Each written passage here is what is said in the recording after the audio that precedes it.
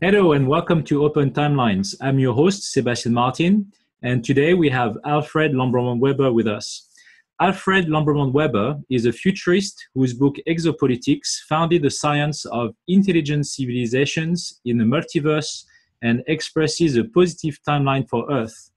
Alfred's 1974 book, The Age of Cataclysms, integrates Earth sciences and the psychic remote viewing of Edgar Cayce of a global coastal event and expresses the catastrophic timeline for Earth.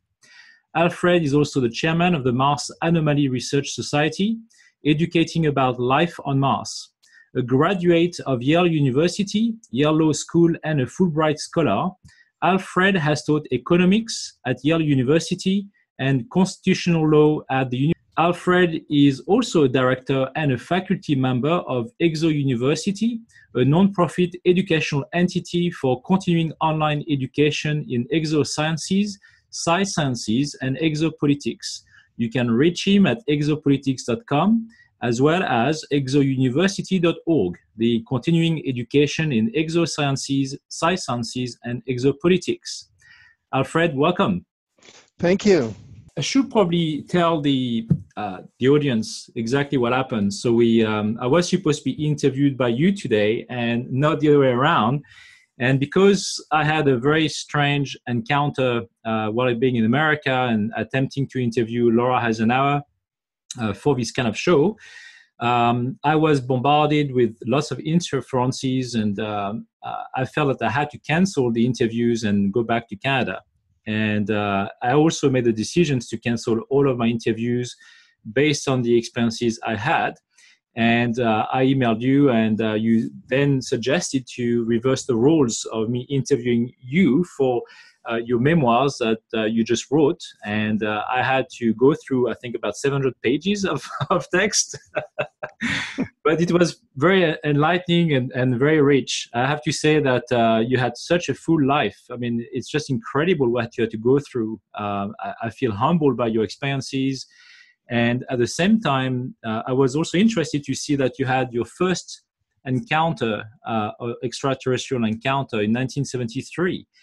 So you were, 31 years old at the time? Yes, I was. Mm-hmm. So 31. You were so you finished your degree. You were like a full lawyer at the time. And what made you experience that being at the time? Do you know exactly why this happened at that time exactly? Yes, that's a good question. And I just wanted to go back to the bio first, Okay. Because you mentioned my book, Exopolitics, and then my book, The Age of Cataclysm, Yes. which was written in 1973, which expressed the cataclysmic timeline. Fortunately, we veered off of the cataclysmic timeline, and I've written two other books which express the positive timeline, Mm-hmm. which is The Omniverse and my memoir, which is My Journey Landing Heaven on Earth. So Right. The book on the cataclysmic timeline has been voided. Okay. Thank God. Okay. That's good to know. I just want to get that straight.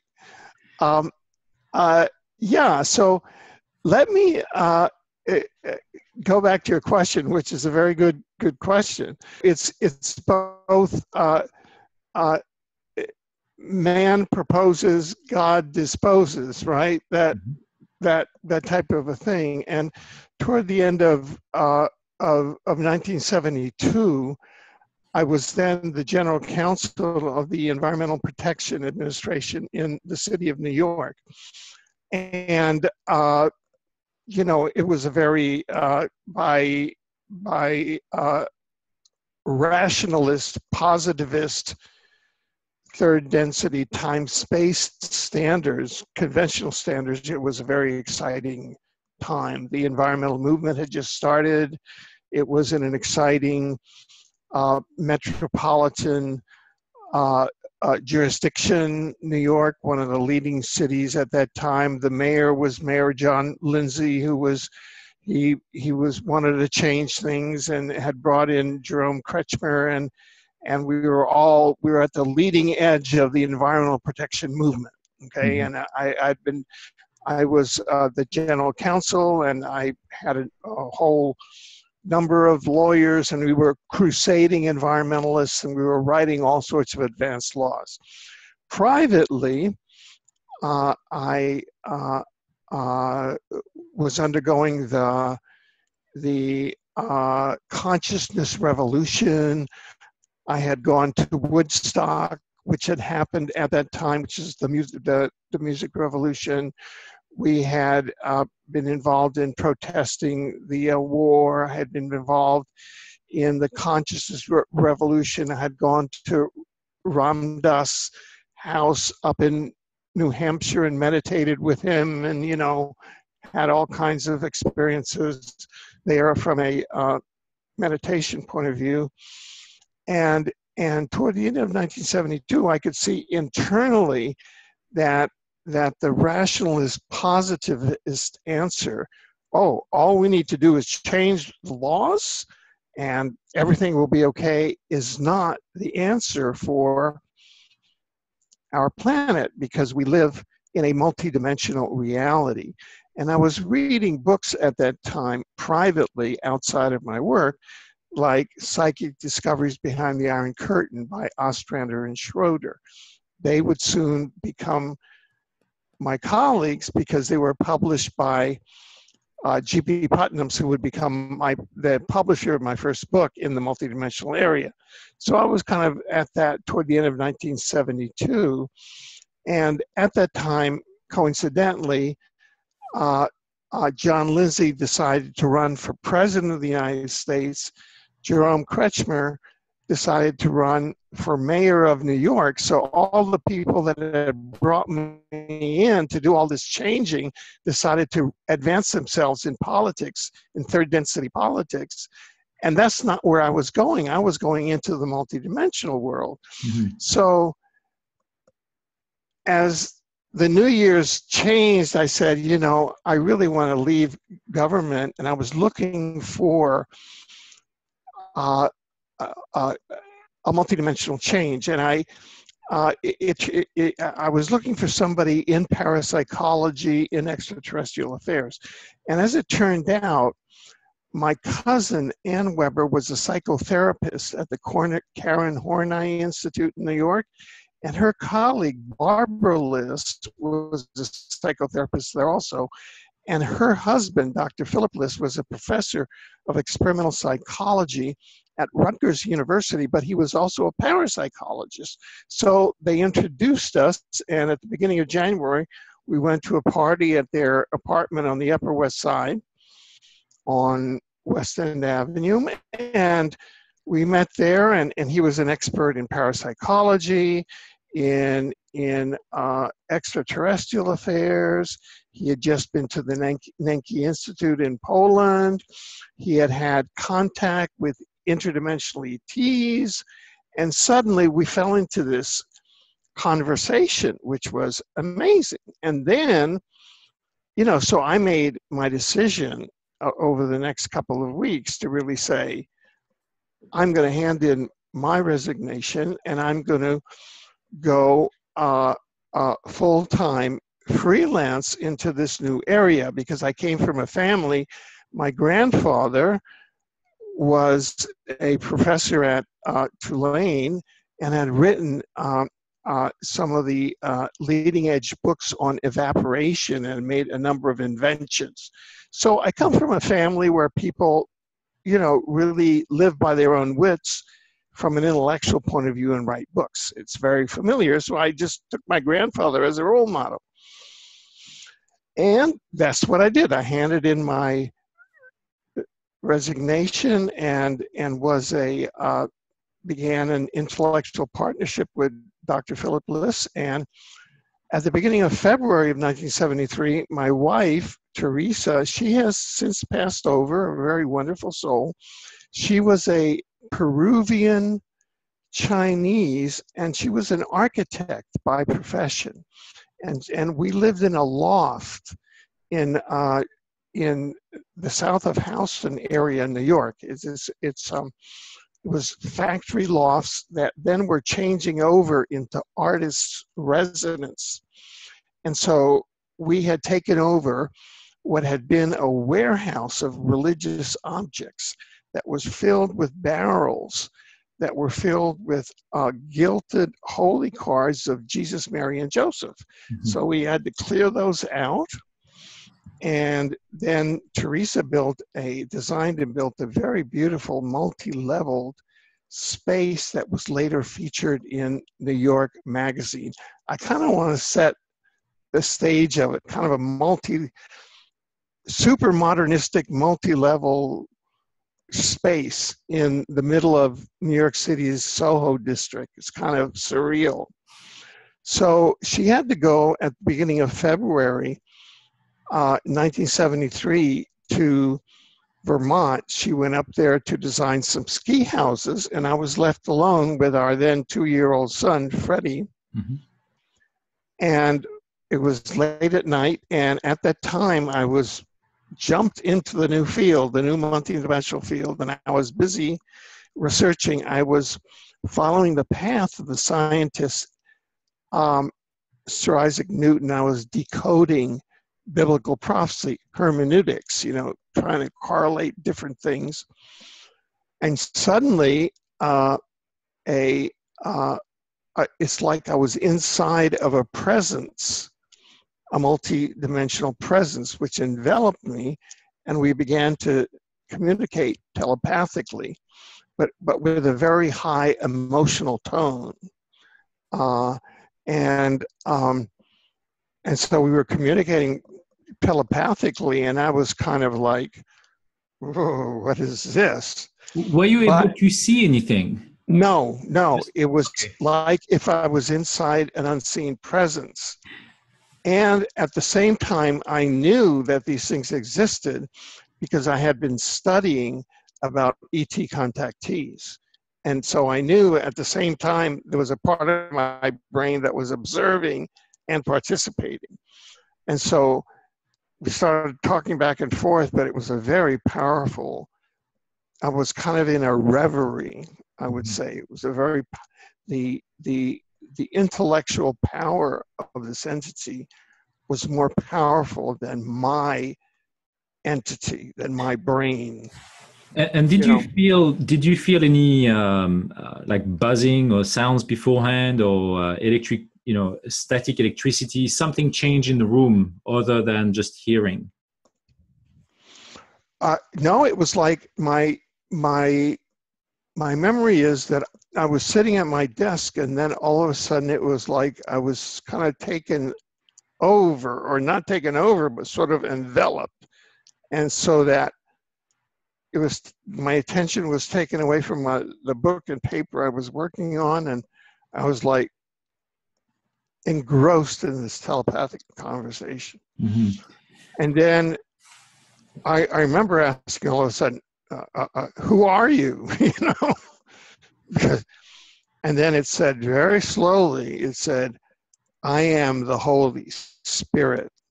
And I just went, because those are buzzwords, because I come from a half Cuban family where there was a Jesuit priest as my uncle, and I was raised in Catholic boarding schools. And the Holy Spirit is one of the entities in the triune Christian God. Mm-hmm. There's God the Father, God the Son, and God the Holy Ghost. So the Holy Spirit is a triune God. So up till the end of high school, I was raised inside this catechism or theology. So even though I was 31, I mean, it still was like a buzzword, Mm-hmm. And so I was like... It's interesting, the parallels, because you are a young father of 31 years old with a 2-year-old son.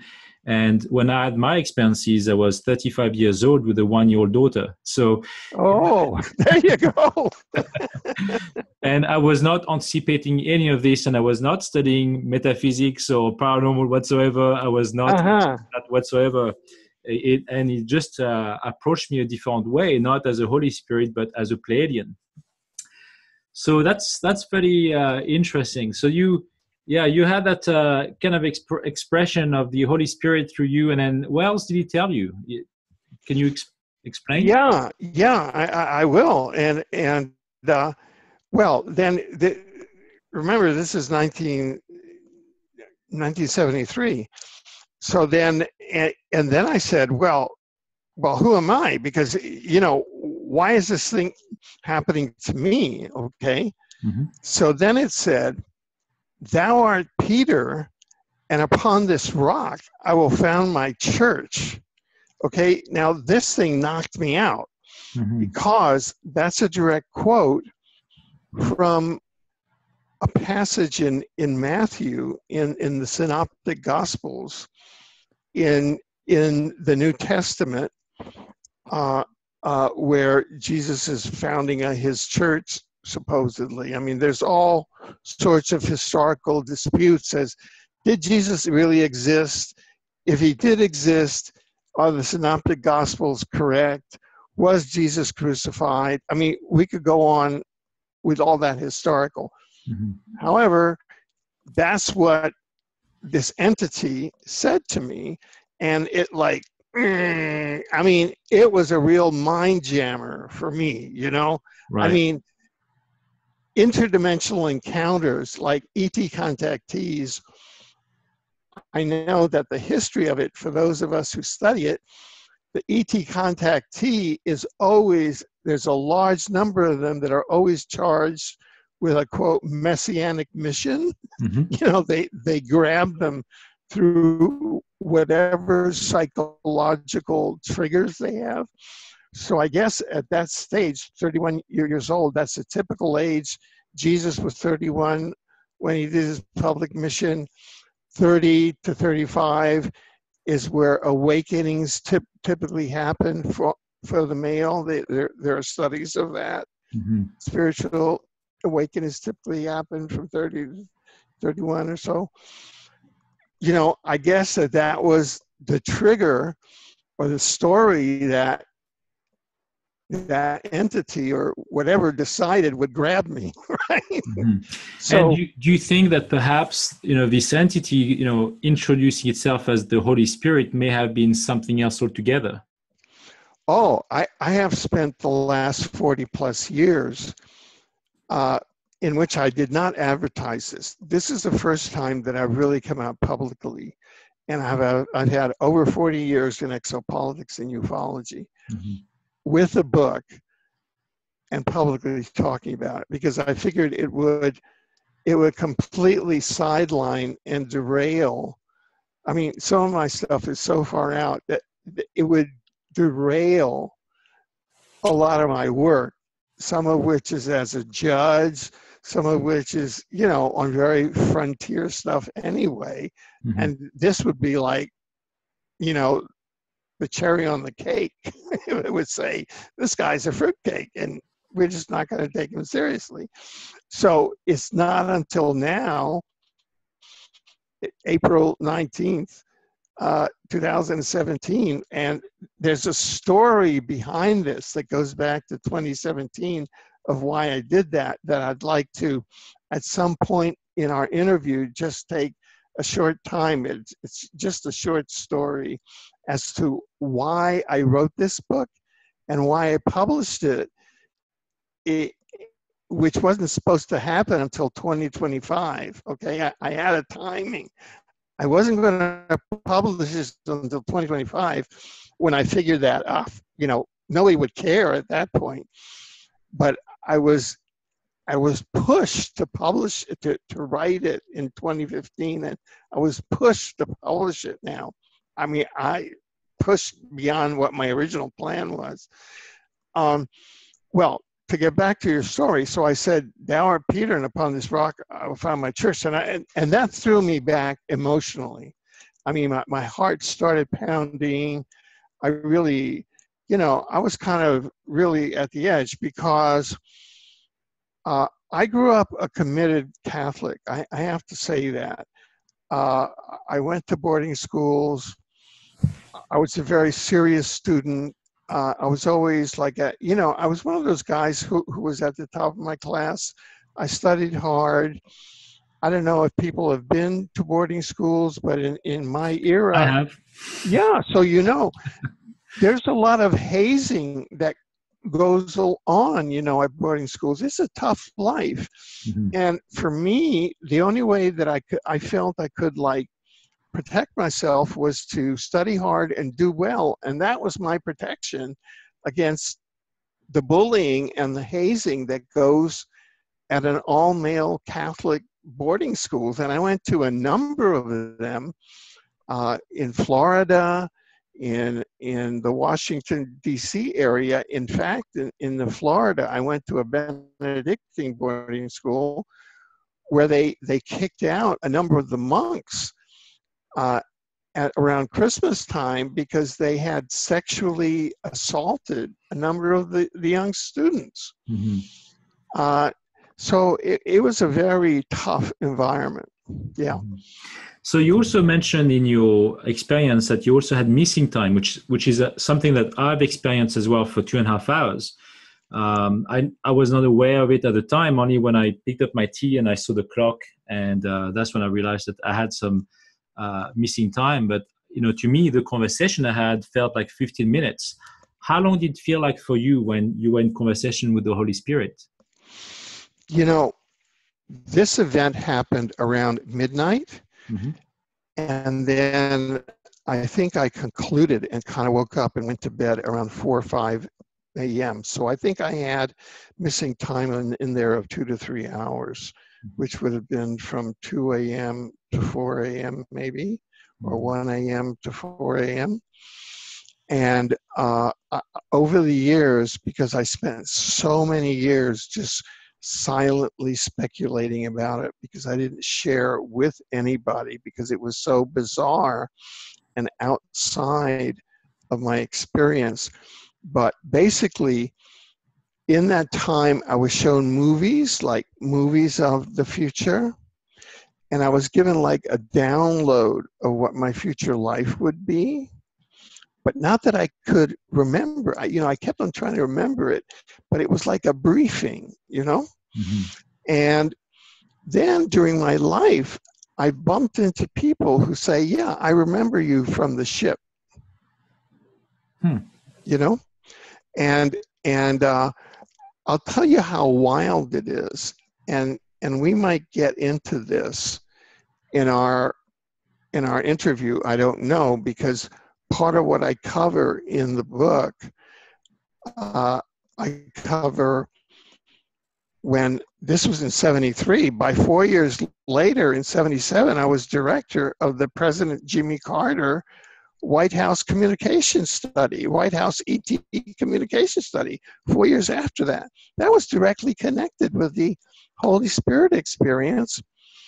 And John Kelly and John Kelly is an ET expert here, a UFO expert here in Vancouver, who makes films on UFOs. Yes, and a reporter, mm-hmm. a very excellent reporter. He and I have done a report showing that Jimmy Carter has not only published a UFO contactee report, is a UFO contactee, but maybe a UFO abductee also. So what I think, and I know this is going to sound totally insane, but we have to just say these things. I think that in that missing time, I may have been on the ship and debriefed, but also Jimmy Carter may have been on the same ship and debriefed about the White House extraterrestrial communication project that we were going to be in together 4 years later in 1977, because he had just gone public. He just went public in 1973, just a few months later during his gubernatorial campaign, and posted his ET report while he was campaigning for governor in Georgia, just a few months after that. And and my experience was in February of 1973. Right. So I think that the ETs may have been coordinating all of this, and that the other person who said to me that, oh yeah, I saw you on the ships. This was a colleague of mine, and he remarked it to me, and and my inner guides just said that I had permission to say it. He hasn't given me permission to say it, but he remarked it to me once that he saw me on the ship. He is a U.S. chrononaut who's been a time traveler and a childhood time traveler and a Mars experiencer named Andrew D. Basiago, Right. who has run for president. Now, he said to me, oh, yeah, I've seen you on the ships. So maybe that was it. At that time, I'm just thinking that they had Carter there, they had me there, they had Andy there. I mean, this is how all this stuff is coordinated at that level. I'm just tossing out hypotheses, and people can say, oh, that's absolutely nuts. I mean, but no, because what we've done is with scientific rigor at the level of Oxford University, which wrote to me, and it was from a request from Oxford University, which requested that I write a book on extraterrestrials and the law, that my book, The Omniverse, came out. So we have set out and proven at the level of university science, scientific method, what the dimensional ecology is like. So we have proven that at that standard of proof. So when I'm speculating here, this is speculation, but it's informed speculation. Now, I wasn't going to come out with this until 2025, but I decided to come out with it now. And there's so many other synchronicities. The one, when Jimmy Carter had his brain cancer, before he had his brain cancer, which thankfully has been cured, he said that the one legacy that he was going to continue was the legacy that he gave to the very excellent high school that he visited in California, which is the high school that my wife, Geraldine, graduated from. So, which he went with his wife. So there are all these coincidences. And after the Jimmy Carter White House experience, which the Men in Black at the Pentagon, you can get the book and you'll get all of the action of how the Men in Black at the Pentagon chased me at Washington National Airport, and it was, at the passenger scene at the waiting room. I mean, it's a great movie. I actually wrote it as a screenplay, right? And my son is an Oxford-trained actor, so I was saying, hey, maybe Freddie can play me, I mean, I was just, trying to have fun, right? I have my share of Men in Black myself, since I just came out with my own story, so I can sympathize. Oh, boy. So prior to your profound encounter that you had in 73 and you missing time, so you believe that you've actually given a speech to the CIA, DARPA, as well as Project Pegasus in 1971. Yes. So you believe that they traveled back from 2005, when you published Exopolitics, to 1971. So you mentioned also in your book, in your memoirs, that Andrew Basiago in August of 2012 said that time travel using children stopped in the early 1970s because of potential alternative and differing timelines. So why would the CIA or DARPA have traveled back from 2005 to 1971 when the timelines may not have been able to be reliable? Do you know why this could have happened? Yeah. I understand your question, and actually you're talking about apples and oranges in the question. Okay. So I just wanted to get these because it makes it simpler. This is my book, Exopolitics, that was physically published in 2005. And the online version of this, published in the year 2000, founded the science of exopolitics and gave rise to the exopolitics movement. And the 2005 softcover version was time traveled by using DARPA Project Pegasus secret time travel technology.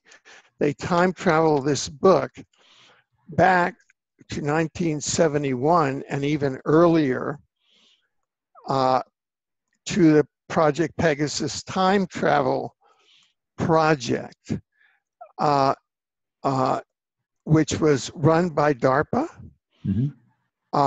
under the administration of the Department of Defense, with Donald Rumsfeld as the defense attaché, under the national security advisor of Henry Kissinger and the presidency of Richard Nixon. So this was carried back in time, physically, by technology of DARPA and the CIA to 1971, where it was examined and viewed by teams, including at one point Andy Basiago and his father, who was like his handler inside that, and they had to use children, and another person, and they brought a satchel, which is where they brought time science materials brought from the future back to the present, and they opened it up and out popped Exopolitics by Alfred Lambremont Webre, and that had been brought back from the future to 1971, and that's where Andy Basiago first saw the name Alfred Lambremont Webre. Right. However, we have some more probable cause evidence that this book was actually, so I have supporting evidence in that in 1971, I was the general counsel of the Environmental Protection Administration of New York, as I mentioned, and in that year, I was invited out. Part of my duties were to go out into the public and speak about protecting the environment. And I got one such invitation from a group called the Delaware Valley Industrial Engineering Association. So I went there, and when they came to pick me up, it was very different from the usual students and housewives that I used to go and speak to. It was a gentleman in a suit, and we got in the car and we drove for about 2 hours south. And when I got there, it was a nondescript building. It went up to the second floor. There were about 50 men in suits. And I grew up in Cuba because my father was in the sugar business. My mother was from a Cuban family, and Fidel Castro used to come to my grandmother's house for Sunday dinner because he played basketball on the team from the Jesuit high school with one of my uncles. So I'm familiar with all that, and we were confiscated by the revolution. I was in jail under Batista and under Castro. So I know spooks. By that time, even though I hadn't been in any army or anything, I knew the whole vibe, and I knew that those people were spooks. I was in a room with 50 officials of the Department of Defense and the CIA, and this meeting was not with the Delaware Valley Industrial Administration. I knew it because I had lived through a communist revolution and survived. Okay? Right. And so I had my double eyes on. A este cubanito no le van a hacer nada, ¿tú me entiendes?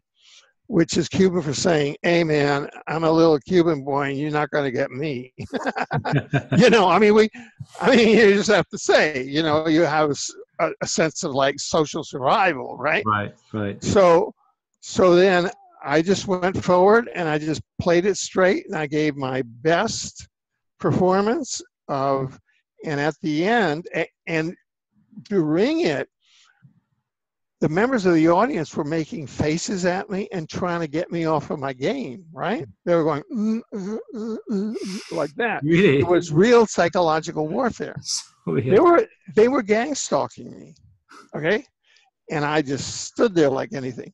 And then at the end, they gave me a standing ovation, gave me a mug that said Delaware Valley Industrial Association. So I went back and boom. So I call it time travel surveillance, okay? Right? They surveyed me using advanced quantum access time travel because they went and got my book from the future. And then they knew that I would be doing that 40 years in advance. And then they came in and they brought me in 1971, and they did that. Now, you mentioned that your dad was in the sugar business, or your granddad. Yeah. I thought he was in the Navy. No. My father.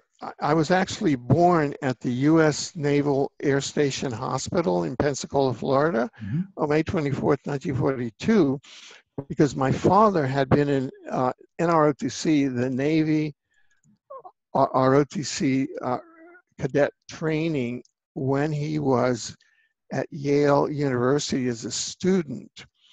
And what that meant is that as soon as Pearl Harbor happened, he was called into active duty, and he was assigned, his first assignment was down to the Naval Air Base at Pensacola to train the air cadets, because that's where they train the air cadets.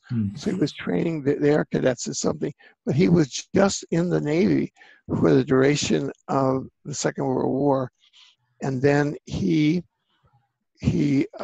left the Navy and he joined my grandfather in the sugar business. My grandfather was in the sugar business as a consulting engineer, and my father became a consulting engineer. So now we're going to be like jumping forward a bit with the age of cataclysms. I know you mentioned that this was part of a past timeline, but I would like to mention that because so you co-wrote this book with Philip Hiss. Liss. And the book references to the west coast of the US and potentially Canada, that it could collapse. Yet you now live in Vancouver, and when you move to Vancouver, you still believe that potentially that timeline will still be existing or real. Well, not only that, when I published the Age of Cataclysm, it was published in 1975. It was written in 1973, and it was the first book that integrated the earth sciences with the psychic predictions of future cataclysm, okay? Of, both in the biblical prophecies and in many of the traditions and in the Edgar Cayce psychic predictions. So I integrated all of that, and it was the first one. It was in all the airport bookstores throughout the United States, and I was on mainstream television, and I was invited up to Vancouver to be on the CBC TV evening show with Peter Zowski. It would be like, the Tonight Show here in the U.S., like with Johnny Carson or something. And that was with Peter Zowski. So my function then with the Age of Cataclysm, I still have a copy of it here, which is say, this is what's going to happen. We all have to wake up. There's a cataclysm coming. That was my function. It was all over. And then that gave rise to all of the books. We Are the Earthquake Generation and all of that. That gave rise to all of that. So when do you think this timeline changed? It changed on December 21st, 2012, because then we entered a portal into a new yuga, into a whole new timeline into a new compartment. So, which leads me to the same question as to know why you made a move in 1998 to permanently move to Canada and on the west coast of Vancouver. I mean, of Canada in Vancouver. Yeah, no, I actually moved to Canada initially. As you know, this is my book, My Journey, Landing Heaven on Earth. Mm-hmm. Okay, and this is a whole story. This is like a movie in itself. But I actually, and we're kind of going back and forth in the story. But what happened the first time I moved to Canada, and incidentally, on my mother's side, I'm Canadian, because my mother, my great-great-grandfather was a Chisholm from Scotland who moved to Nova Scotia in Scotland and then moved down to Cuba to help found an engineering firm that built the sugar mills in Cuba.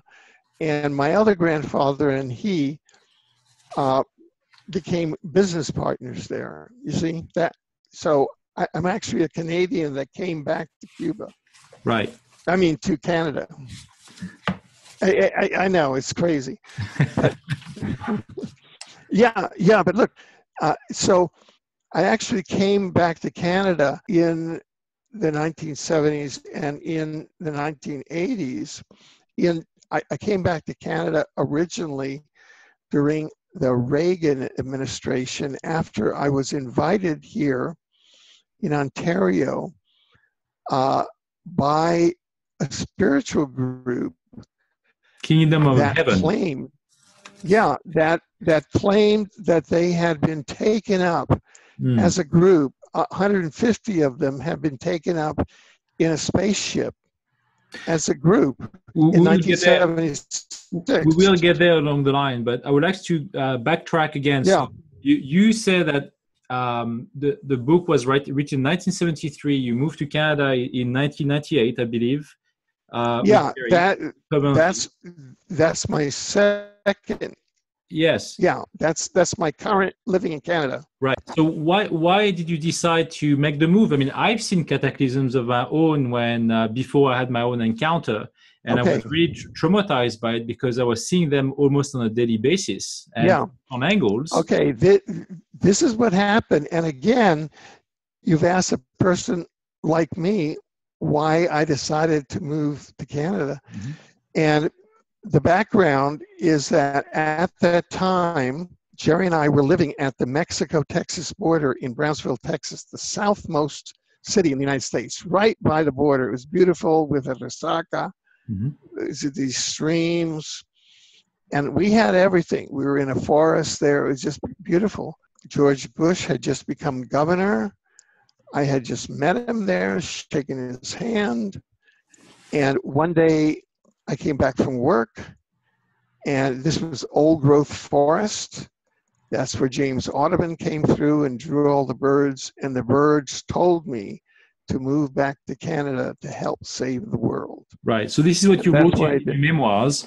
Yeah. So this is why I'm kind of curious, because you heard this, and you still went despite the fact that you were a fervent believer in the age of cataclysms at the time. You still believe the timeline would exist. Yeah, but through my deeper consciousness, I knew that I was following a positive timeline, i.e., all of the cataclysms may be happening out there. However, I knew that I was on a mission from God. The Blues Brothers. And you are protected. Movies. Yeah. I mean, I still don't know. I was asking myself today, my God, why am I still alive? Well, so going back to the 1977 Carter White House extraterrestrial communication study. So you were working for the Stanford Research Institute, Yes. And that was a major turning point for you because you suffered major health issues arising from that. You resigned as a director from the SRI, and then you decide to leave in a camper van after Teresa, your first wife, left you, and you felt at probably your lowest point in your life at that time. Yet you described that was you gain awareness from these experiences. So while you were attacked by energy weapons and all of these things, do you think, I was thinking about this because you're not the first person that mentioned this. Some of them were attacked by the Men in Black, and they also had the same kind of enlightenment or rise in awareness, which leads me to ask you, do you think that maybe for what you suffered from was somehow intentional, so you could have actually raised your level of consciousness, potentially? Yeah, I think that my raising my level of consciousness was part of, you have the fight or flight, and it was a flight reaction to go into a higher level of consciousness, because the Men in Black and all of the things that were chasing me could not reach the higher level. So I just went into a higher level. Yeah, so you got triggered, or you probably had the downloads that you had since probably 1973, and unknowingly you just triggered it and developed it, and now you gain full awareness. Yeah. So you also mentioned that during your time at the Stanford Research Institute, that you were in direct contact with remote viewing and the world of Ingo Swann. I just finished an interview last week with a person who lives on Vancouver Island, who was actually trained on remote viewing. And we kind of mentioned the fact that Ingo Swann may have worked with the CIA. And obviously, the Stanford Research Institute was heavily involved with the Pentagon, the White House, potentially the CIA. They had over $100 million budgets at the time. So do you think that the remote viewing aspect, when you first discovered it in the 70s, compared to what it is today, do you think it changed dramatically? And do you think it evolved at a much higher level? What is your experience in that? Well, yeah, that's a very complex question that you've asked. You've asked a very, very complex question, because we have to make a number of distinctions in that question. Because obviously the first distinction that we have to make is between contract research, remote viewing under contract research at institutions like Stanford Research and the CIA, and remote viewing that individuals do on their own. Those are two separate things. Boom. And so let's go to the one contract research over here. And when I first went to SRI, the people that introduced me there, I got an introduction to, first I went to Ingo Swann, and then Ingo Swann and another friend of mine introduced me to their remote viewing, to the remote viewers there. Hal Puthoff and Russell Targ. Boom. Yes, that's right. That's I right. just had to get to that. That's right. That's right. Okay, had you there. Yes, in 1977. Yeah. The last from the past. So,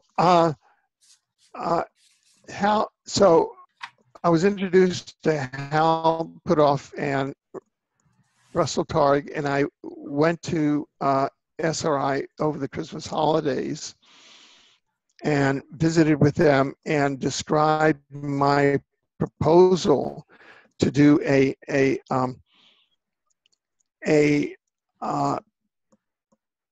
the first scientific civilian-led extraterrestrial communication study.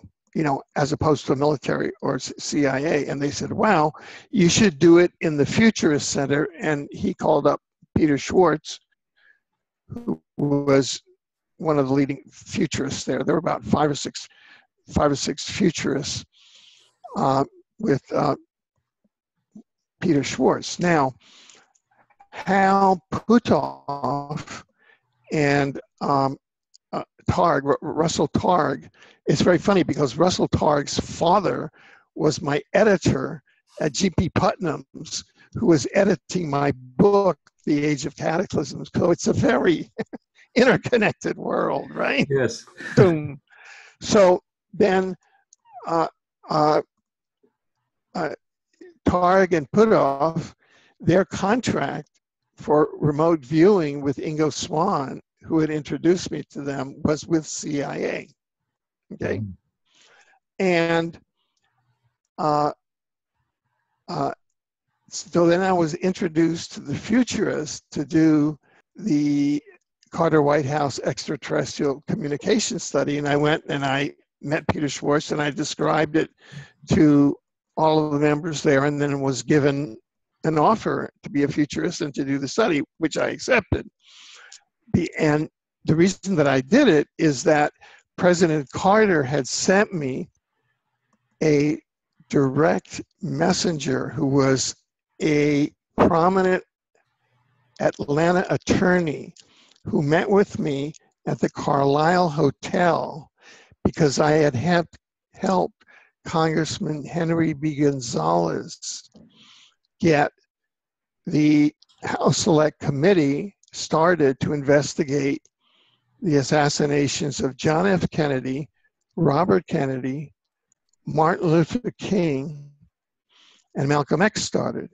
And the reason that he did it is that President Carter's mother, Lillian Carter, there's possibly some information that Lillian Carter was Joseph Kennedy's private secretary in the 1920s and became pregnant by Joseph Kennedy.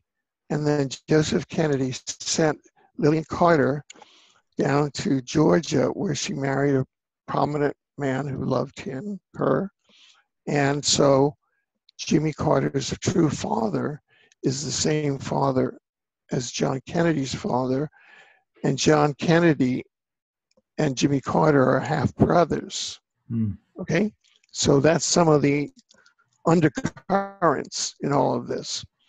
And that's why, so Jimmy Carter had already sent a personal envoy, a prominent attorney to me. So here we had gotten the approval of the reason I was hired at SRI as a futurist is because I had been invited to a dinner on Capitol Hill by this envoy. I went to Washington and I met with all the inner Carter circle. They said, "Are you going to work with Peanut?" They called him Peanut. So then it was there that I got the idea that what we needed was the first civilian extraterrestrial study, not governed by CIA, not governed by military. So then we went to, and what had happened at the Futurist Institute is that the Futurist Institute had gotten a contract from CIA called Alternative Futures through the year 2025. However, Peter Schwartz, who was the fellow that brought me into the Institute, had poured blood on the files. So the CIA was thrown out of that center. And in fact, I saw the CIA meeting with the director of that particular file downstairs a little later, and they kind of went, so they were thrown out of there. You follow me? Right. And that director, who I later saw in New York, died of brain cancer. So I'm sure the CIA killed him. You follow what I'm saying? They're really bad people. So Yeah. So So going back to the remote viewing aspect, yeah. you were introduced So to the SRI through Ingo Swan, but what was your involvement in remote viewing itself, and how you had none? no, no. But I was there to put together the extraterrestrial study with the Jimmy Carter White House. Mm-hmm.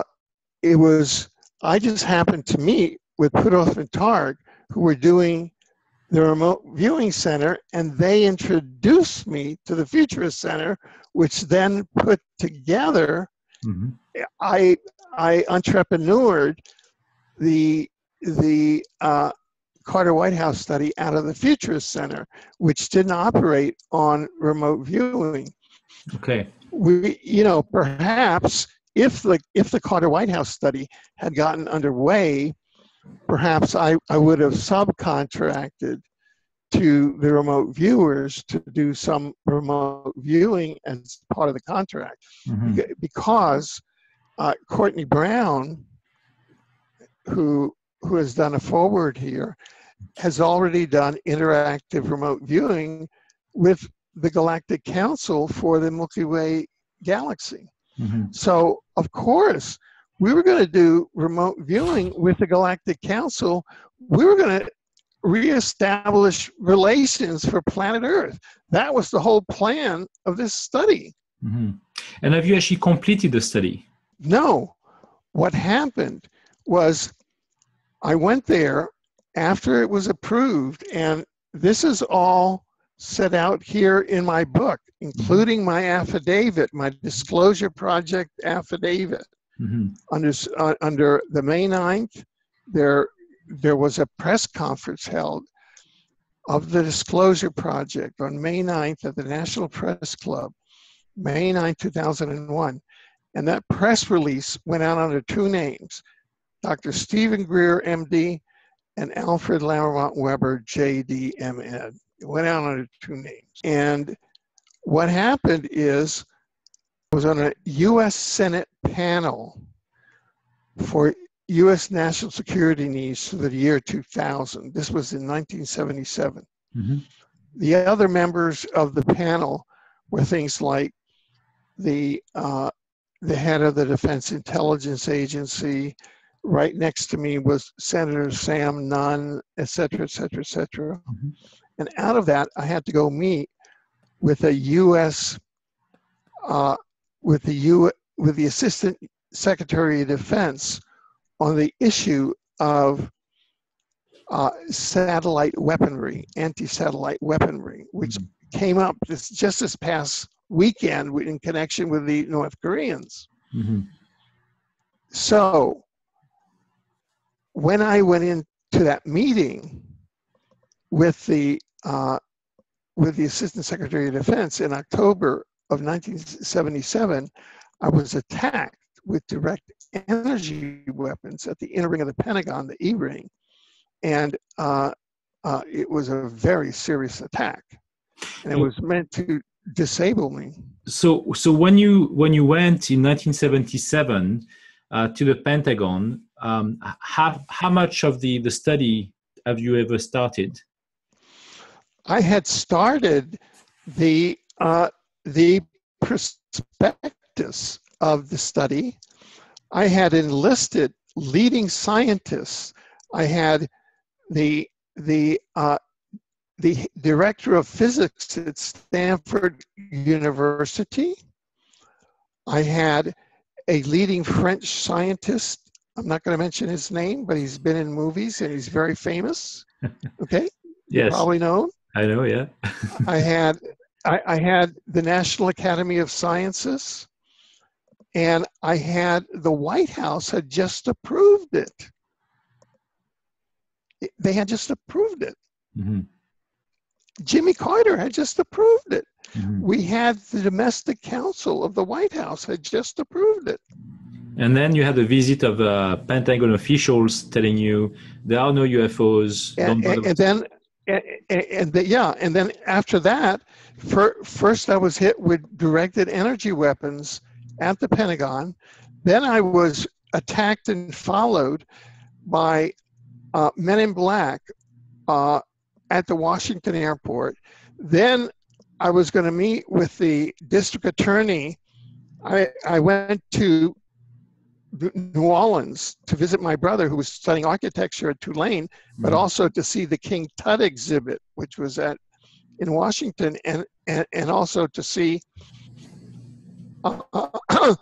the district attorney of New Orleans who was investigating the JFK assassination, because I was serving as an advisor to the House Select Committee on Assassinations, investigating the John F. Kennedy and Martin Luther King assassination. Mm-hmm.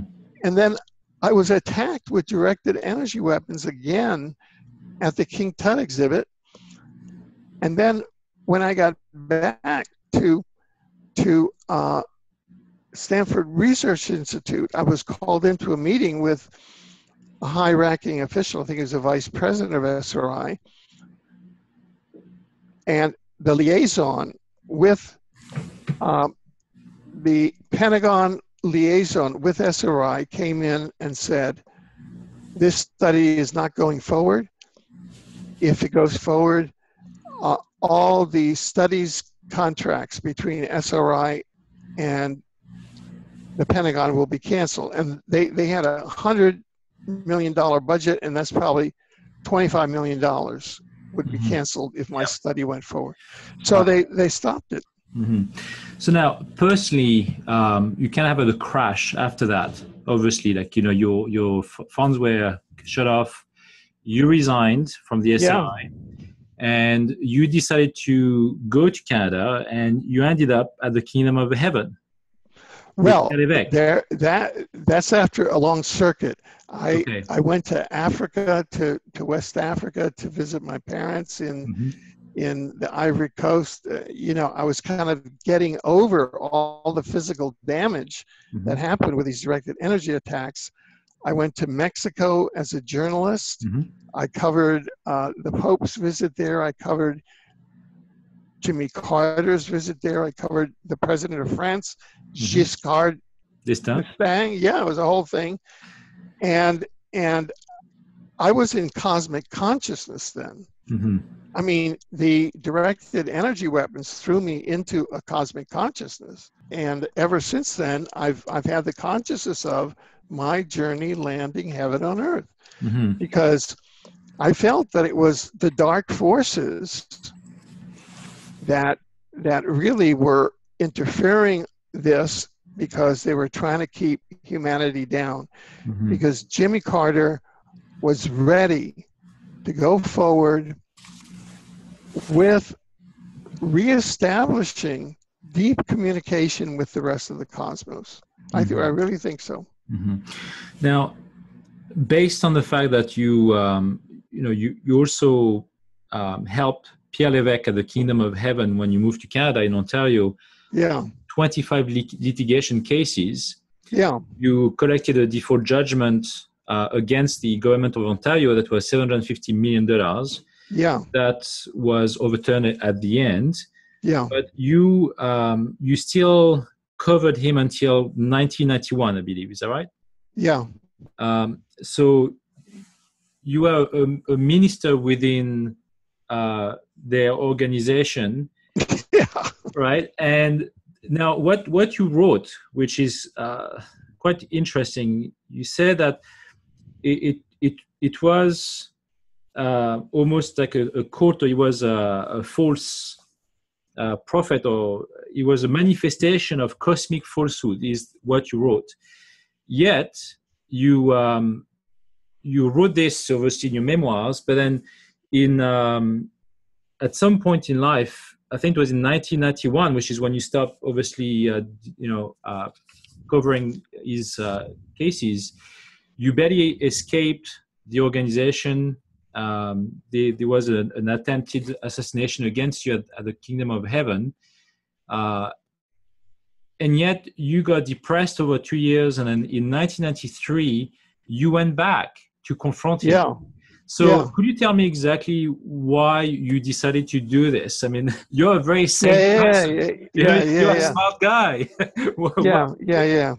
Well, there, my better other half really kind of filled in the picture here. Mhm. And,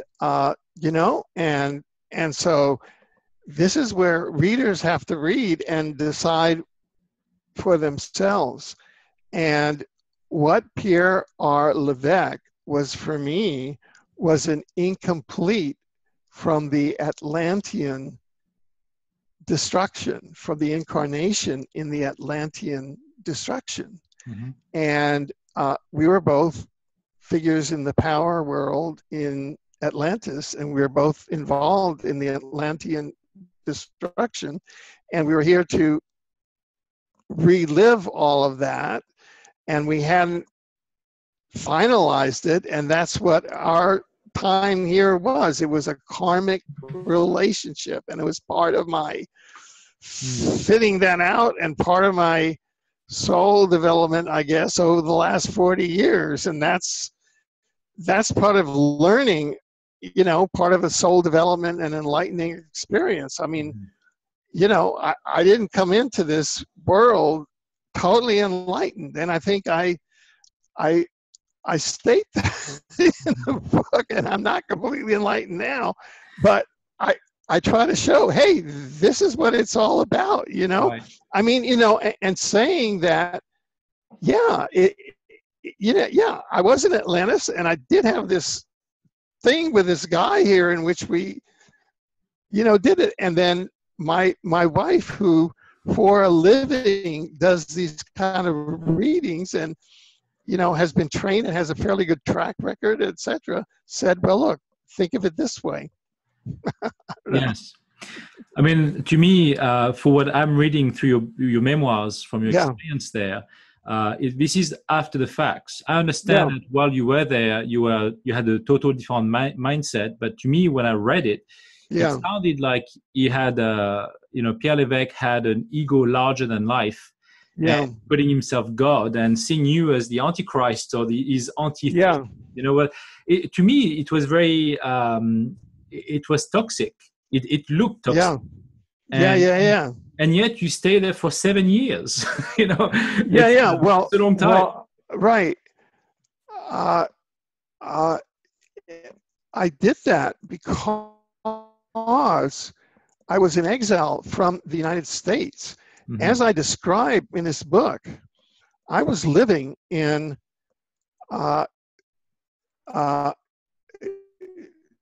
there was a futurist, a very famous futurist in the United States, whose family, she was the heiress of a toy king in the U.S., and they had bought the mansion of Justice Charles Evan Hughes in Rock Creek Park, this big mansion, and it was kind of an intellectual center, and I was invited to be there for a few months. And what occurred to me is that I would take the car and I would go driving around Washington.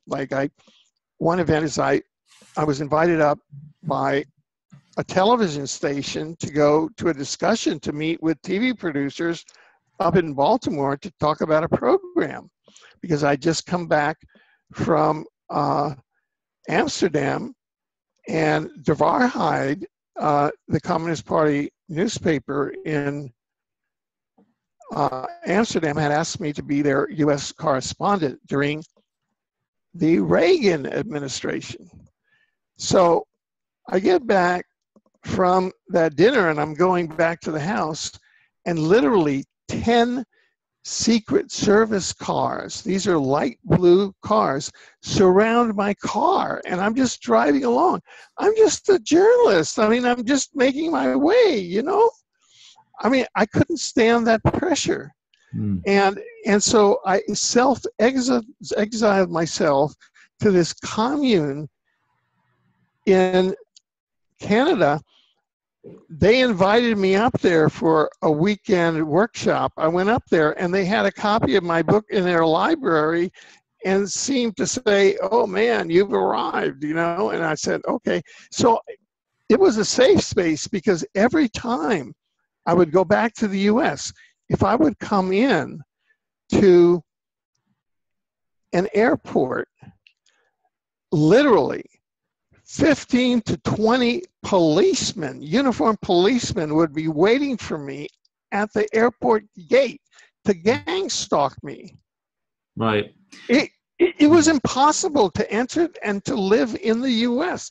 They made my life, and I'm a US citizen, and on my mother's side, part of my family came over on the Mayflower, John Alden, and on my father's side, we go back to the French part, to the early 18th century in Louisiana. So they have taken away my constitutional rights to live in the US. So in 2000, you started writing Exopolitics, and your main focus was to explain that Earth has been outcast among the community of universe civilizations. So what gave you that belief exactly?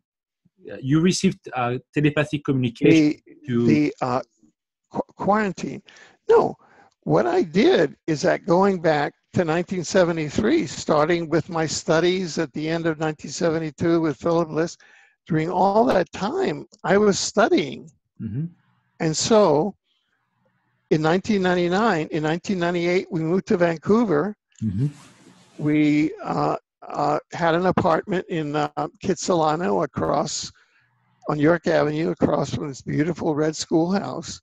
And I sat down and I wrote a few books, one of which was Exopolitics, which I put up as a free book online, which was sort of an extended essay on the populated, on the fact that our universe and our multiverse is highly populated and highly organized. And it comes, and that's an integrated essay from all of my research. I mean, you can go to all of the UFO research that I did in 1973 to 1976, all of the extended, the Kelly Hopkinsville case. I mean, I was going to UFO and presenting at UFO conferences in 1974 and 1975. But yet the four reasons you use to explain why humanity does not conform to a universe society is strongly embedded in Christian faith, what I'm reading. In a way, you have the Garden of Eden. So you have the Darwinian theory, which is more to do with that we came from apes and we grew that way, which is still a theory in my opinion, but that's still that belief there. And you also have the ostrich head in the sand, that we're not really interested in looking at what we are and going beyond the cosmos.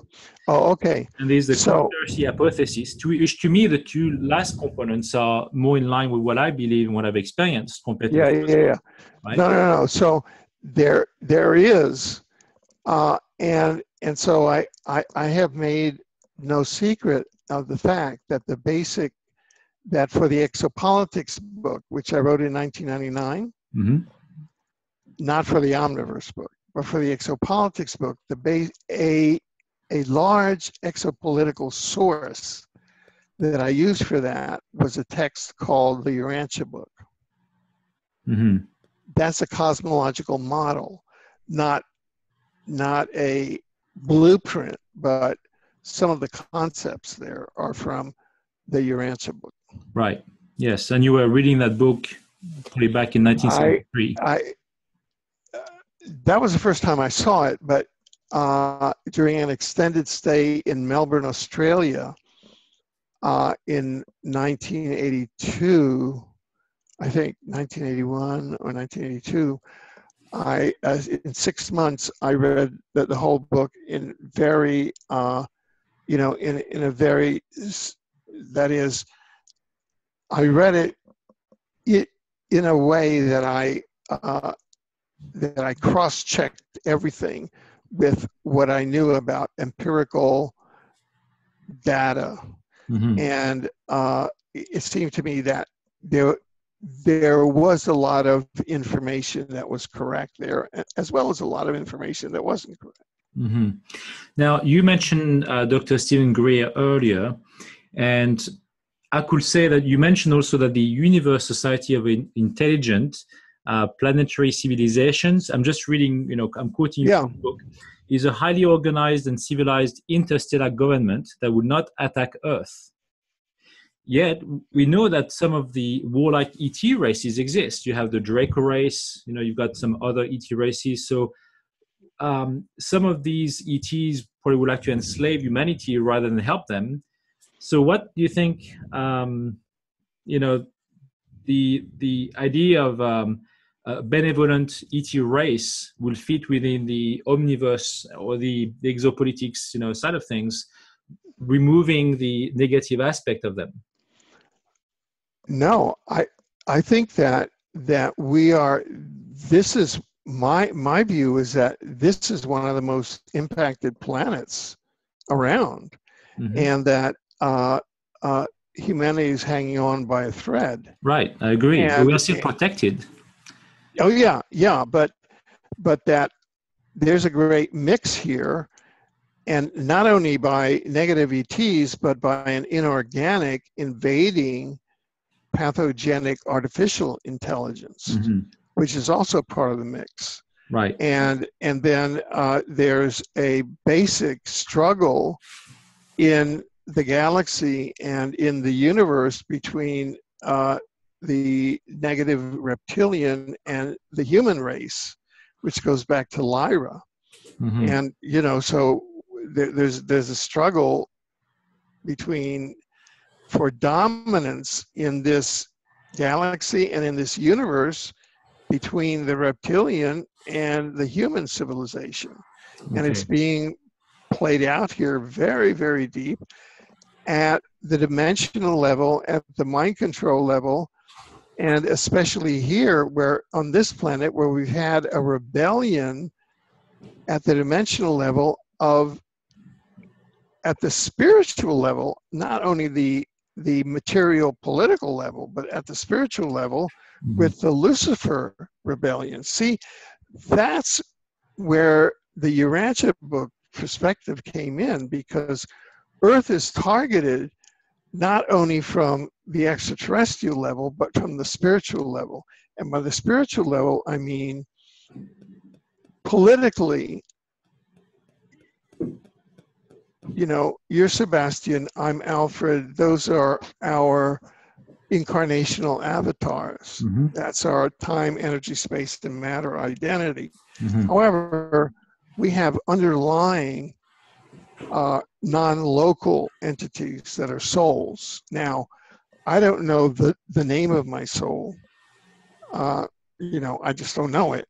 And I imagine that it has a name, and there are all sorts of properties to souls, but it's non-local, and it's here on an incarnational experience. So that's a game that's going on as well. And so, however, there's even competition between the reptilian souls and the human souls, and then there's the hybrid souls. Right. So this is a very complex ecology that we're in, and Earth is targeted because what we had is that we had defaults by people who were in positions of authority, who defaulted on their responsibilities of position in the spiritual order, according to versions. For example, Lucifer, Satan, etc. So now we're going to be moving on to October of 2000. So this is like chronologically how you actually placed it in your book. So I'm just following the... okay, yeah. So we only have 2 hours, but because I won't be able to probably go through all the questions. Oh, yeah. If you're okay with that, we might approach it on a different day and to carry on the conversation. Oh, yeah. But that's okay. So you made a speech at the Santa Clara Convention Center in the presence of the U.S. presidential candidates. And you said that we may have a decade or so to turn the direction of the petroleum nuclear civilization around. We are now in 2017. Do you believe that we have achieved any successes since 2000? Yes and no. And the no part has to do with the hidden history of why I was directed. I didn't know why I was directed to write this 750-page book 7 years in advance of the 2025. And that is because of events that have happened, and all of the petrochemical companies now run the world. And so it's a dangerous situation because the off-planet pathogenic AI is now beginning its move toward the planet. Its disinformation was that the singularity would occur in 2045, whereas the singularity occurred in 2015. That's where the AI and the humanity achieved parity. And that's the current state of affairs on the planet as far as the singularity, by my estimation, and I've published papers on this. So that, you know, and I delivered an international paper in Warsaw in October of 2016 to that effect. And that's why I'm making this broadcast now with as much documentation as I can, that the AI is now making a bid for world domination. So now I'm kind of jumping into 2013 because, again, it's kind of fits within that topic about AI. So you saw exopolitics in 2013 as a way to deconstruct what you call the transhumanist agenda on Earth. Yes. So you believe that the EMF is one of the ways that people are being targeted. AI is another. Yes. So nanotechnology, which is, by the way, also embedded into our clothes, and it's in the atmosphere through chemtrails. You mentioned it already. So this kind of goes against what the majority of the people will say about chemtrails. They'll say, well, you know, we're trying to change the weather, and that's where it stops. So do you have the actual evidence to show that the chemtrails, even happening from what I even believe in Comox on Vancouver Island, there are, you know, jets flying from there and spreading those chemtrails? Do you think that we have enough people now in, you know, on YouTube and on other channels to show that it goes beyond the weather changing patterns, and it does include nanotechnology? Well, yes, there are.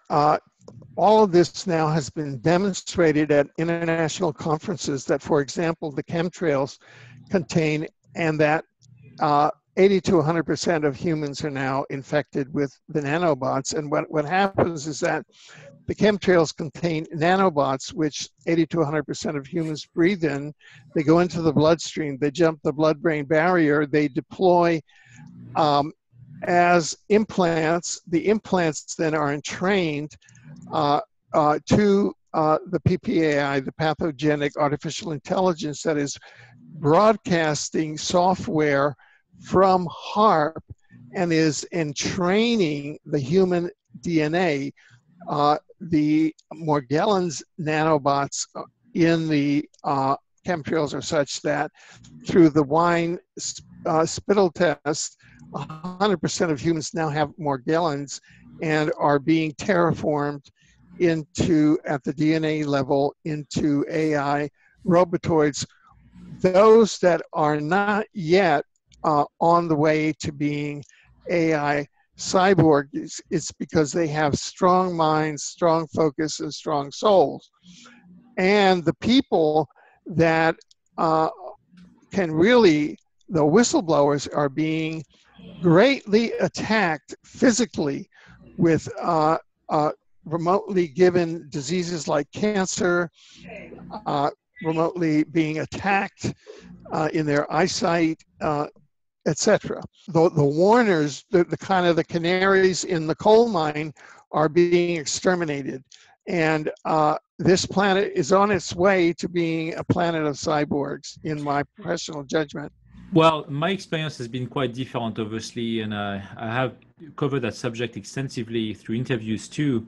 And I believe that if we realize that we live in a program, and if you talk about AI, I believe, and from my experience, is that I've experienced the universe as part of a program, and that the Earth is part of the collective consciousness. So if we are trained and programmed at birth to realize, to see that the sky is blue and the grass is green, but if we change our consciousness, we can change the collective consciousness by tapping into the universal consciousness for understanding exactly how we can modify our environment. This is already mentioned in the Rainbow Prophecies in North America, where you have all the worldwide nations, going in a circle, and they don't mention holograms or programs or anything else, but they do say that the trees will regrow overnight. So how can you conceive that a tree can regrow overnight if this is not a program that we can change it based on our mindset by allowing our souls, which are energetic, we are energy. If we can altogether change this reality, the AI technology would just be irrelevant. Yeah. So that's what I would call ascension, or the frequency shift, or the shift with the ascending Earth. Right. Now, the issue is that, and that's what we call fifth density. In other words, moving out of the duality consciousness of I win, you lose, into we are one. Right. And the issue is that if one looks at the mass statistics, are that the oceans are toxic and dying at the radioactive level, and that a large part of the biosphere is likewise radioactive and dying, and also at the DNA level, such that we who are either moving into or anchored at fifth density, how can we take such a mass and make it such that we have a full planetary and full biosphere ascension? There's supposed to be all sorts of solar events that will help do it. Every day I meet people who have been my allies or who have had all of the information and evidence, and now they're so weak, they have cancer and they can't even get out of bed, and they have cancer because the frequency weapons have taken them down. And that's the problem, is that everything that was at a level to help us get to a large quantum is now under such attack. I agree with your personal consciousness, and I applaud it. However, we are at under such a level of attack. I mean, the only thing that I'm doing this broadcast today because I got the inner signal in 2015 that the AI was making a takeover bid for Gaia, Earth, and humanity, starting with Jade Helm in 2015. And that's why I'm here today. And I'm just one person. That's what got me here today.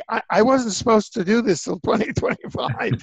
And so it told me to publish this memoir as a public record before the AI really became active. What I'm saying is, I would just give you your example as a typical example of this. You were targeted.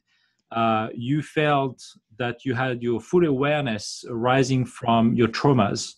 And many people felt the same way. I also believe that in a catastrophic event, such as what could happen in the Ring of Fire, there will be an awakening happening on a mass scale that will allow people's consciousness to go to the next level, not to ascend, with their souls and to die off with their physical body, but to truly believing that they are gaining, raising their frequency, so they can offset a large number of people, which will allow us to then change our collective consciousness.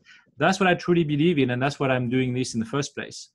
why I'm doing this program called Open Timelines is to say that yes, we are, like you said yourself, we are living on a very thin thread, and we could just Right. do more, but we still have that chance of changing that timeline. We are on this right timeline right now.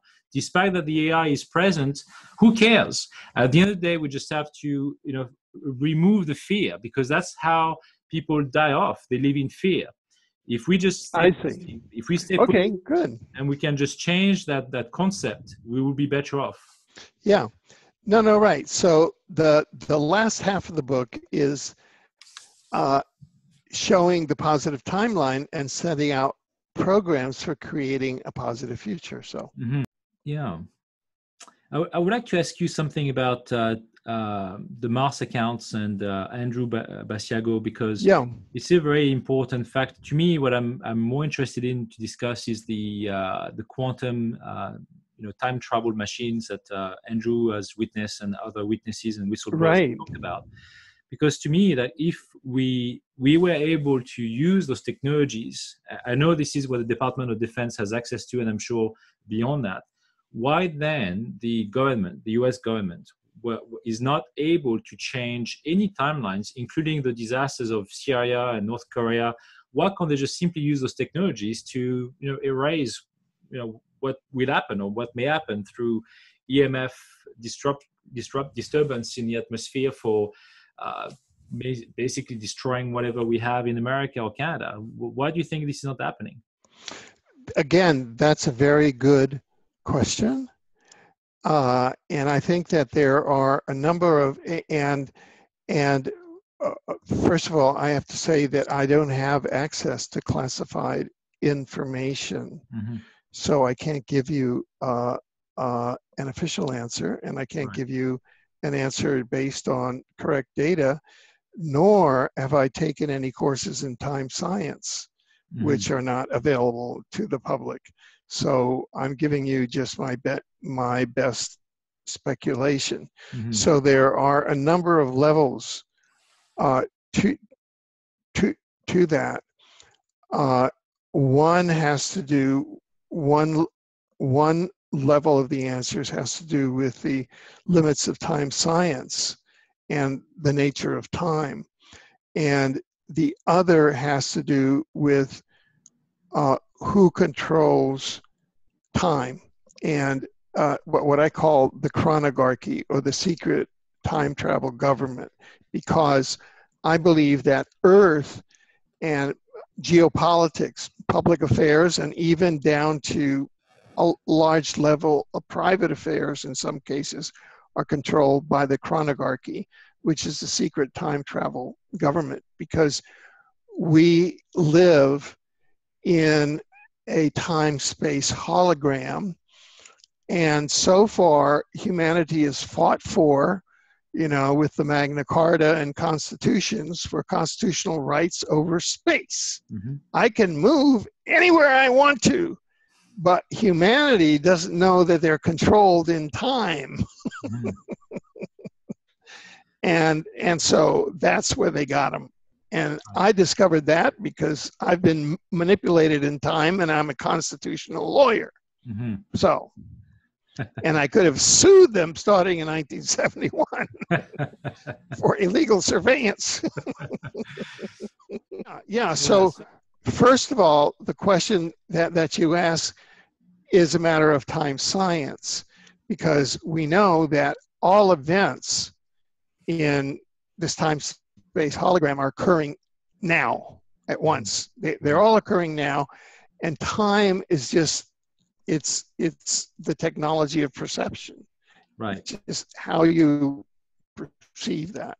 The question of intervention in flow and causation and all of that, I personally, we could have a long discussion about main timelines and causation and what sort of events can be changed or not, and what the interventions are.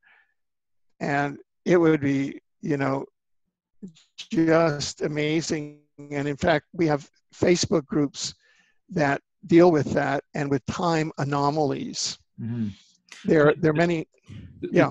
Time magazine published an article a few years ago about the technology that they were developing on time travel. And what's interesting about this, they were also mentioning that in order for the technology to exist, they need to have like a starting point and an end point. And if we don't have a starting point in, like Andrew talks about the times of Abraham Lincoln, how would anybody be able to have a starting point or device way back then in order to go back in time? Just what I mean? No, well, that works. There are two different types of devices that we're talking about. The first type of device, we would call it the chronovisor, the one that was invented by the Vatican, by two Vatican monks, by two out of their studies of Gregorian chant and all the things. And actually, time travel devices go back to ancient times, and Nostradamus, a curved glass and glass balls are forms of time travel devices. Because what you're doing there is that you're using a technology to go to different addresses inside the time-space hologram or inside the time-space matrix. And as long as you have the address of a particular time, space, event, date, time, and location. Let's say if you're going back to Abraham Lincoln, Gettysburg Address, the date, time, and location, that's the address of that event in time inside the time-space hologram. Well, then you can take a chronovisor, which are now very sophisticated. They even have 3D, they have holographic chronovisors. So it's no longer like a TV screen where you're just going to there and seeing it on a flat screen, but you can actually go inside the hologram and experience it there. And they're just recreating that there. Because you mentioned, sorry to cut you off here, but you mentioned like Gettysburg, and Andrew Basiago claims that he went back there as a child, and he described it that he had these kind of long shoes and adult shoes, and that he went back to our current times, let's say modern times, in that field or in that street. So there was no devices, there was nothing around him to transport him back to a modern time. So how can that be? Well, he was there. He went there via Stargate technology, via a certain technology. I don't have the description of that technology, but it's one of 8 time travel technologies. It's a specific one that took him there and to that particular address in the time-space hologram and deposited him there. And there's the Cobb photograph, which has been curated at the Smithsonian of him there. Mm-hmm. And his father was there, actually. He and his father met at Gettysburg. But he ignored him. His father ignored him, even if he was his handler. Yeah.